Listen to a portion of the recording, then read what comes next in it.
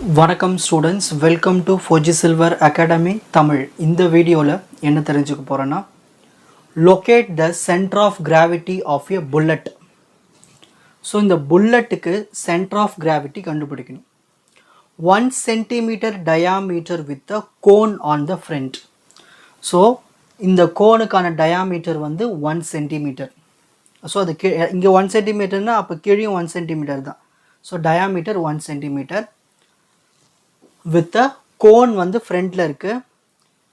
ஓகேங்களா, on the front and hemisphere cut from the back. So hemisphere இருக்குங்களா, இந்த cut வந்து பின்புறத்தில் இருக்குது. அந்த cut as shown in the figure, assume the material to be homogeneous. homogeneousனா இதுக்கு எல்லாத்துக்குமே ப்ராப்பர்ட்டி சேம் ப்ராப்பர்ட்டிஸ் தான். கொஷினில் இந்த மாதிரி 1 2 3 மென்ஷன் பண்ண நம்மளே மென்ஷன் பண்ணிக்கணும். அதாவது இது பேர் செக்ஷன்ஸ்னு அர்த்தம்.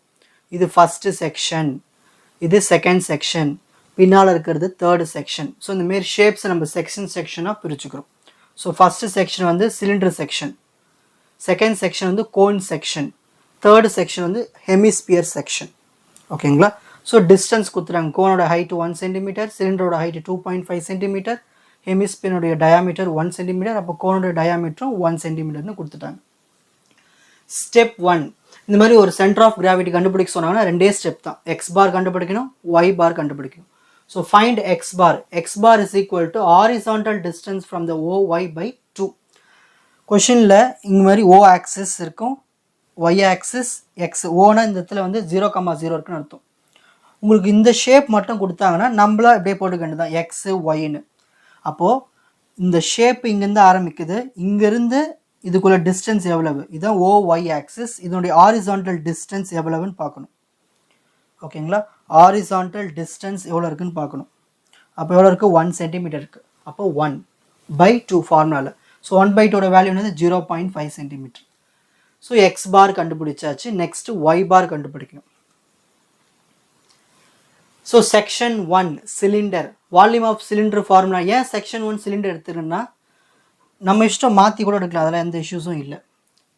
ஓகேங்களா, ஸோ ஃபஸ்ட்டு ஈஸியாக இருக்கும். ஃபஸ்ட்டு சிலிண்டரு, அப்புறமா கோனு, அப்புறமா ஹெமிஸ்பியர். உங்களுக்கு கொடுத்துட்டாங்கன்னா நீங்கள் அந்த ஆர்டரில் எடுங்க, கொடுக்கல நம்மளே 1 2 3 போட்டுக்க வேண்டியதான் செக்ஷன். ஸோ ஃபஸ்ட்டு செக்ஷன் வந்து cylinder.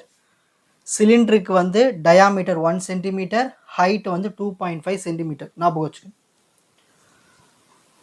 So volume of cylinder formula என்னது, πRh. இது செக்ஷன் 1னால V1 R1 H1 எடுத்துக்கிறோம். So volume of cylinder equal to V1 is equal to pi R1 square H1. So V1 is equal to pi R1 square, அதாவது radius. நம்மளுக்கு வந்து சிலிண்டரோட diameter வந்து 1 centimeter. கரெக்டுங்களா, அது வந்து டயாமீட்டர் என்னது, 1ல் பாதி என்னது 1/2. ஸோ 0.5 ஸ்கொயருங்க, இங்கே ஸ்கொயர்.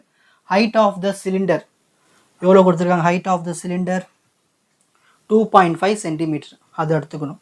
ஸோ அதை எடுத்து இங்கே சப்ஸ்டிட் பண்ணிக்க வேண்டியது தான். ஸோ இதை கேல்குலேட்டரில் நீங்கள் போட்டிங்கன்னா உங்களுக்கு 1.963 ஆன்சர்னு கிடைக்கும், volume 1. So V1 is equal to 1.963 centimeter cube. Unit வந்து கியூபிக்கில் எழுதணும். ஓகேங்களா, நெக்ஸ்ட் Y1 டிஸ்டன்ஸ் கண்டுபிடிக்கணும்.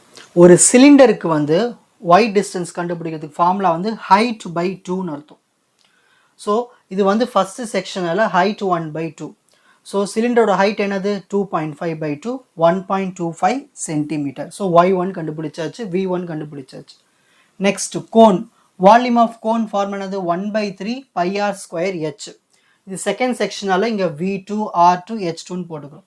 So V2 is equal to 1/3 into pi into radius. கோனோட டயாமீட்டரும் சிலிண்டரோட டயாமீட்டரும் ஒன்று தான். ஸோ இது 1 centimeterனா கோனுக்கும் 1 centimeter தான். அப்போ டயாமீட்டர் 1 centimeterனா அப்போ ரேடியஸ் எவ்வளோ வரும், 1ல் பாதி 0.5. ஸோ இந்த ரேடியஸுக்கு இடத்துல 0.5 இதை ஹோல் ஸ்கொயர்னு போடணும். இன்ட்டு ஹைட்டு, கோனோட ஹைட் எவ்வளோ இருக்குது அதையும் பார்த்துடலாமா. கோனோட ஹைட் எவ்வளோ இருக்குன்னா இதுதான் கோனு, இந்த கோனுக்கான ஹைட் வந்து 1 centimeter. ஸோ இந்த கோனோட ஹைட் எடுத்து இங்கே சப்ஸ்டிட் பண்ணிக்கலாம் 1.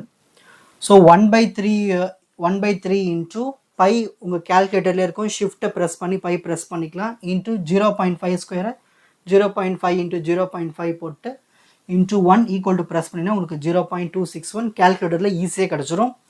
யூனிட் வந்து சென்டிமீட்டரில் கொடுத்துருக்காங்க, வால்யூம்னால நம்ம இங்கே க்யூப் சிம்பிள் போடணும், 3ன்னு எழுதணும்.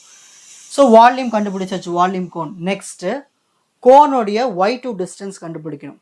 இப்போது கோன் வந்து ஃபஸ்ட்டு செக்ஷனாக இருந்துச்சுன்னா நம்ம வெறும் ஹைட் வந்து h/4ன்னு எழுதுவோம். சிலிண்டர் ஃபஸ்ட்டு செக்ஷன், அதனால் h/2. இது ஃபார்முலா. சிலிண்டருக்குன்னு y டிஸ்டன்ஸ் கண்டுபிடிக்கணும்னா h/2, கோனுக்கு கண்டுபிடிக்கணும்னா h/4. ஆனால் இந்த செக்ஷன் வந்து ரெண்டாவது செக்ஷனில் இருக்குது கோனு. அப்போ அந்தமாதிரி ரெண்டாவது செக்ஷனில் கோன் இருந்துச்சுன்னா நம்ம வந்து இந்த h/4 கூட ஆட் பண்ணிக்கணும். அதாவது ஃபஸ்ட்டு செக்ஷன் சிலிண்டர்னுடைய ஹைட்டும் கோனுடைய ஹைட் எப்படி கண்டுபிடிக்கணும், ஹைட் 2/4. அதாவது இது செகண்ட் செக்ஷனில் இருக்குது, ஸோ h2/4.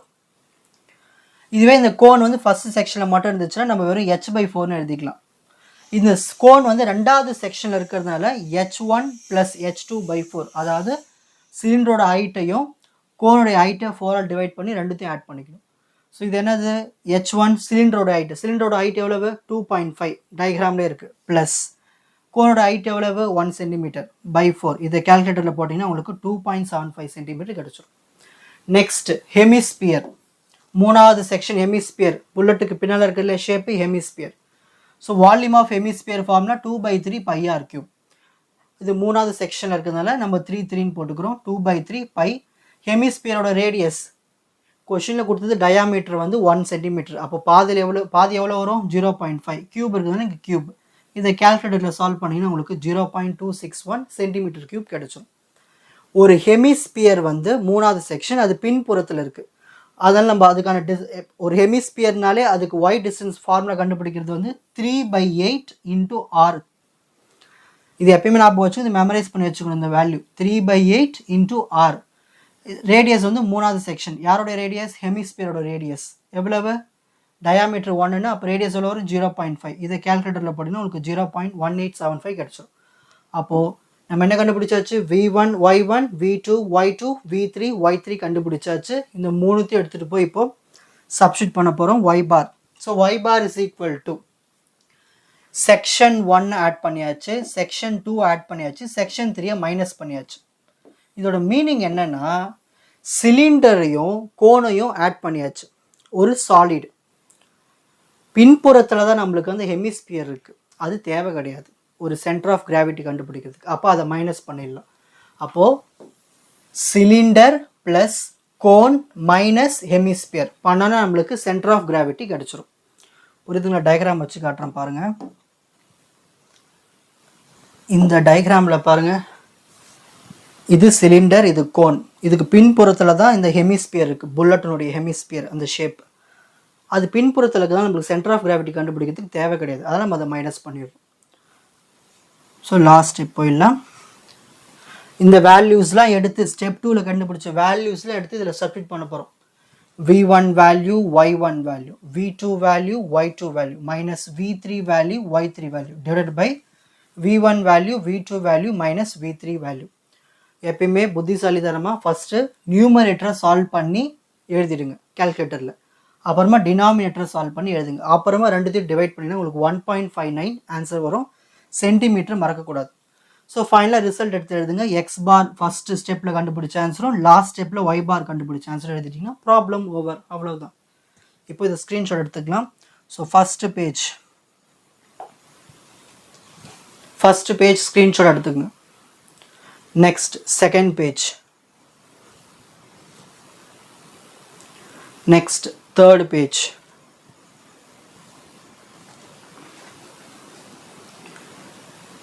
ஸோ இந்த ப்ராப்ளம் ஈஸியாக உங்களுக்கு புரிஞ்சிருக்கும் நினைக்கிறேன். வாட்ச் அதர் எபிசோட்ஸ் இன் த appropriate playlist. Four G silver academy, strength, success, clarity.